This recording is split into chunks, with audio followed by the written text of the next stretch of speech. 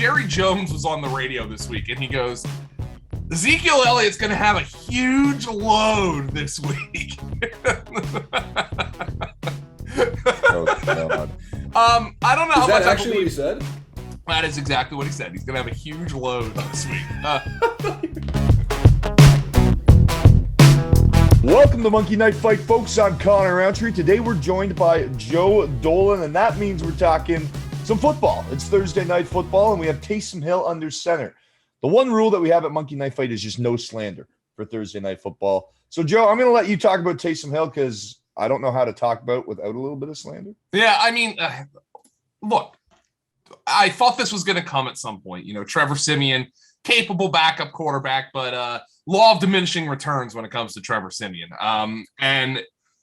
Let's put Trevor Siemian in this context.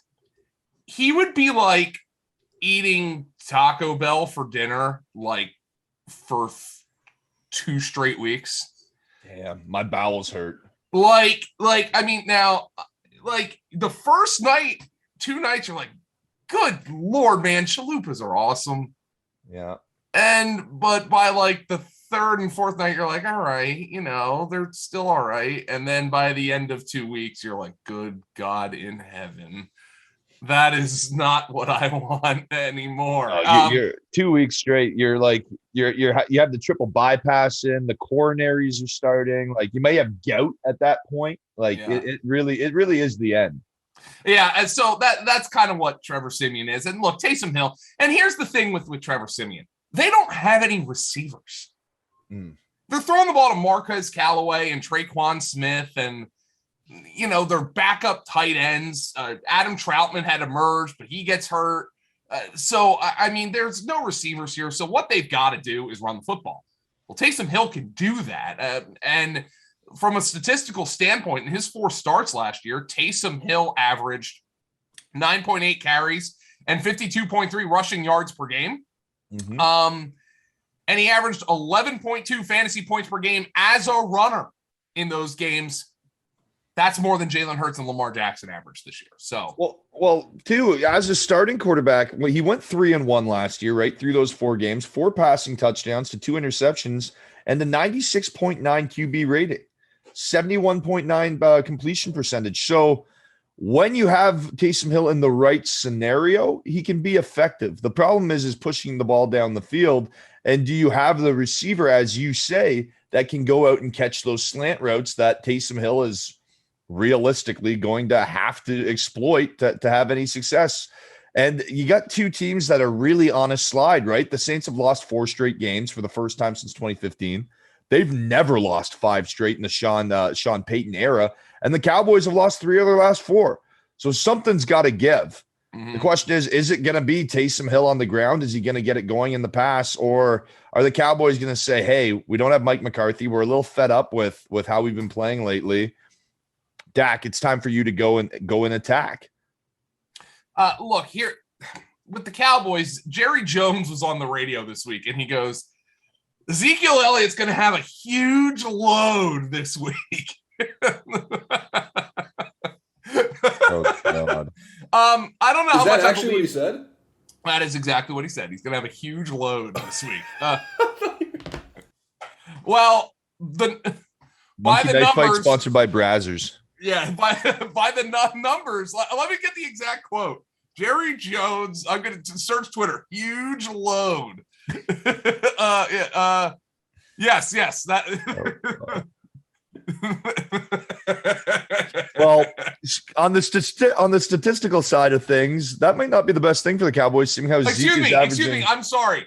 A serious load. Oh no. A serious load. Oh. Okay, so let's break this down though. Ezekiel Elliott has played 85 games in the NFL, including playoffs.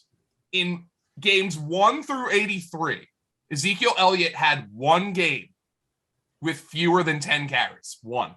Wow. In games 84 and 85, Ezekiel Elliott has 2 games with fewer than 10 carries. So I don't know, but Jerry Jones is talking about big loads and all this stuff. Massive Massive loads. The numbers do not back it up. And I think Tony Pollard's going to get more work. Well, to your credit on your point, right? I mean, if you really look at the numbers, right, he's averaging only 65.5 rush yards per game this season, which is the second lowest of his career, compared to 2016, 2019, where he was averaging almost 100 yards per game. So clearly there's been a drop off in his performance. But Joe, it has been. He's been injury plagued. There's no doubt. But let's get into the monkey knife fight side of things here. Let's bring them all up. Oh yeah, love to see it. Let's start with Dak Prescott, 270. I have to take the more on that. I understand that the Saints defense, they have a top 10 ranked defense. They've been pretty solid this year, but the Cowboys need to show some pride. They don't have their head coach. Maybe not an embarrassing loss, but a loss where they really beat themselves on Thanksgiving due to just boneheaded penalties. That's really what it came down to, at least from my perspective watching the game. That was their game to lose. I think Dak goes out and throws for more than 271 yards, despite Jerry Jones giving Zeke a big load. Yeah, huge load. Massive. I don't know how much load. Well, part of the thing about Zeke and his load is part of his load has been receiving. So he's actually been producing as a receiver. So I don't know how much of the load Jerry is applying to the passing game, but he has caught some passes. I'm going to go with more for Dak Prescott. Amari Cooper should be back now. Keep in mind that Amari Cooper was not practicing on Tuesday. He only practiced on Wednesday. I mean, the conditioning for Amari Cooper could be a real issue here. There, Mike McCarthy said earlier this week he wasn't feeling great. Remember, he was unvaccinated. There was a real chance he was going to miss 3 straight games, but I still like the more for Dak Prescott. Yeah, I'm going to take the more on Dak Prescott. And then Taysom Hill, obviously, it's an interesting line. We've seen Simeon have some problems moving the ball through the air with this offense, and Taysom Hill isn't necessarily the guy that you're worried about to go out and throw a bunch of strikes. The one thing is that I was looking at was with Alvin Kamara in the backfield. Will he possibly dump it to Kamara? And Kamara breaks a big one. Well, thank you to our good guy, Jason. Kamara's out. Yeah, he's out. And this one's killing me, man. It's such a tough line because he's going to need to throw the ball, I feel, in the shootout. But this Cowboys defense is good at taking away the ball. Second most interceptions. Obviously, you got Diggs back there who's just a ball hawk. So I'm going to take the less on that just out of just gut. Just my gut tells me it's going to be less, but the game script kind of is telling me he's going to have to produce more. But here's Taysom Hill, by the way, in his 4 starts last year for the Saints. Lay it on me. 233, 78, 232, 291. The 78 was in a 31-3 win over Denver because Denver did not have a quarterback. Literally, they played Kendall Hinton at quarterback. The other part, though, is he had Michael Thomas and Alvin Kamara in those games. Now, Alvin Kamara was problematic because he wasn't getting targets with Taysom Hill. I am going to slightly lean to the over on this. Nice. Only because I think Dallas is going to score. And I understand that Taysom Hill does not have receivers. Yeah, it's such a tough line. I'm with you, Joe. That one I'm going to lose sleep over. But before we move into the receivers, there's a nice little rapid fire contest going on Monkey Knife Fight where Taysom Hill's actually got 90 yards and a half in hand passing against Dak Prescott. In that one, I like Dak. I think Dak can outthrow him by about 100 yards. And then the other one was CeeDee Lamb versus Amari Cooper, I believe, in that rapid fire. Now it's Kamara versus obviously Kamara out now, so that'll get updated, folks. But if it does update to the CeeDee Lamb versus Amari Cooper, which was what I was seeing before I came on air, I'd be much more comfortable with Amari Cooper. With CeeDee Lamb in the reception game based off of Amari Cooper's injury. Oh, for sure. Cooper does have a reception in hand, I believe. I think he's got 1.5 receptions, but CeeDee Lamb out of the slot. Actually, CeeDee Lamb, wherever they put him, is the guy tonight for the Dallas Cowboys for my bottom dollar. So if that rapid fire does come back up, folks listening at home, I just really wanted to point that out there. It was in our rundown and just make sure that you guys got all over it because it looks like a nice one. Yeah, let me tell you that Monday night, I told you guys when we talked about the Monday night game that sometimes I'm sitting here talking about the MKF contest and I'm like, man, I had no freaking clue on this one. Like, and Monday night, I actually played just one contest and I lost it. So I'll fully admit, like, I felt like I had to play a contest, and I'm like, and I played and I lost. This one, I feel like I have a little bit better grasp on. I don't know if that's a good thing or a bad thing, but this one looks like something that I'm going to be playing a number of contests. This could be an interesting game because I don't know how the Saints are going to play. The Cowboys have been awful since they came out of the bye, but now it seems like they're getting a little bit healthier. We obviously want to see Zeke's load. I mean, that's what everybody's going to be tuning in for. So it's going to be a little bit more of an interesting Thursday night game here. I don't know if it's going to be everybody or just you and I and the 20,000, like who knows how many people, probably a good 200, 300 people that tune into this and just are virtually disgusted. 2 to 300. You mean 2 to 300,000. Oh yeah. Let's go. Pump the dozens. And dozens of MKF. 200,000 or 300,000. I'm talking million. 200,000 is rookie numbers for this bracket, baby. You got to pump those numbers up. Now let's talk about CD Lamb. I just said I think he's going to have a big game, 5.5 receptions. Give me the more on that one. I'll take the more because I think Amari Cooper's conditioning is a question. Just a note, folks, although you see Alvin Kamara there, if you already have this bet placed, have no fear. You will get your money back into your accounts. Any bets, any contest that you play with the player that does not get onto the field to start, those are going to be voided. So have no fear. The money will return to your account. So we're going to skip over Alvin Kamara and we're going to talk about Zeke. Man, for a massive load, 49.5 yards is not it. That is not the load I was expecting. Oh God, I was actually thinking, you know what? They must be tuning in here because I was thinking, give me the less on Zeke's load. Give me the less. And 49.5 is so low. Oh my. Yeah. However, in his last 5 games, Connor, Ezekiel Elliott's highest rushing yard total is 51.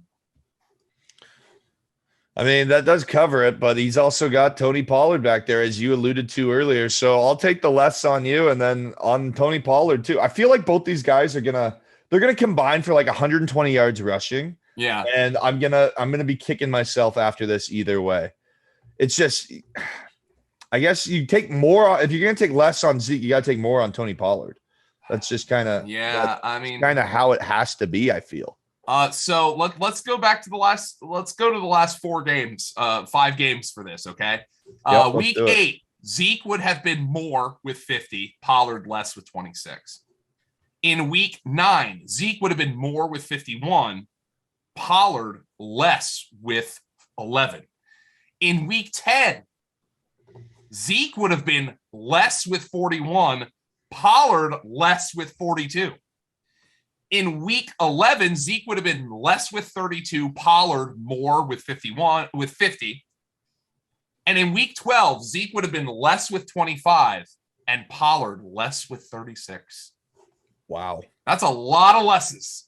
Yeah, that's actually a scary amount of losses, and taking on a Saints team that actually has been pretty decent on the defensive side of the ball this year. Until the Eagles punched him in the mouth in the run game.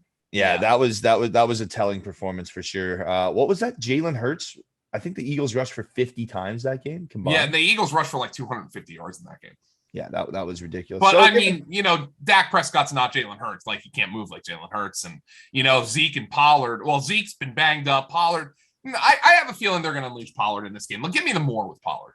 All right, perfect. Let's ride together here. We'll hold hands towards the finish there. Tony Pollard more, Ezekiel Elliott on the less, folks, and that's just kind of what we're seeing. Another name that we have to talk about now because Kamara's not going to be in it. Where do you think Mark Ingram's rush line is going to be? Because if Kamara's still on the site, then this could be a nice time to punch the more on whatever Mark Ingram's rush line would be. We have it at 35.5. Obviously more show. Now. Yeah. I'm sure it's going to be adjusted, folks, but if you want a cheeky bet, and I'm sure Monkey Knife I probably wouldn't be too happy about it, but you might as well take it. If it's there, it's going to be up about 68.5, I would think. Yeah. What do you like on that? What do you like on your projection of the more or less? More because Taysom Hill really opens up the run game. Yeah, no, I'm completely with you on that. And Ingram, I mean, we've seen it, right? He's been a double-digit fantasy point scorer since joining the Saints. He's back where it all began, at least his NFL career for him. So it's nice to see. Joe Dolan, obviously, we talked about a little bit of a weird one going into tonight's game. It's going to be an interesting one for sure. What's your wow, we're going to get there. What's your prediction for Thursday night football? We got there, baby. Let's go Tongue with Twister Thursdays. Let's go with Cowboys 27, Saints 17. I just think the Saints are too banged up, and the Cowboys need a win desperately. Yeah, I think the Saints losing. I think it was actually a little closer in my mind. You know, maybe a cheeky upset. Taysom Hill brings in some fire, brings in that passion that he brings, starts moving the ball to Alvin Kamara. Alvin Kamara looks like he did last season, and then Alvin Kamara is not in the lineup, and that kind of just shot any hope I had for the Saints tonight in the foot. Cowboys win, Cowboys cover. I like 30-20 Cowboys. That's my pick, Joe. Yeah. I have a very, very fancy Google Doc to show you. Okay. Before we close out, I know Joe's got a hard out. We'll get him out. Don't worry. Nobody worry. Oh, don't worry. I'm entering contests with Mark Ingram's low rushing line. Don't worry.